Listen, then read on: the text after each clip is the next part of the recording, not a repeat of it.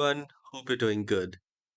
Learn how to extract files on Windows 11 without using any third party software like WinRAR or WinZip. You can do that in Windows itself. Windows has a feature to you retract and extract the files. So we will go to downloads. I have the file there. Now, this is a folder.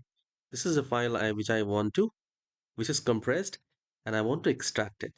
So I will do a right click on that and then I'll click on extract all.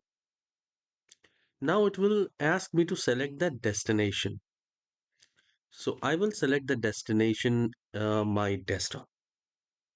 You can choose any other place like documents, pictures. So you can select pictures as well. It is up to you. Once you have selected the location, click on select folder and then click on extract.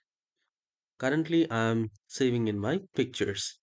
I'll click on extract and it is done. Now under picture, these are the files which were extracted. All right. So you can also try that and do let me know whether you are able to successfully extract the files or not. You can see these were the files and it has been successfully extracted to pictures. Right.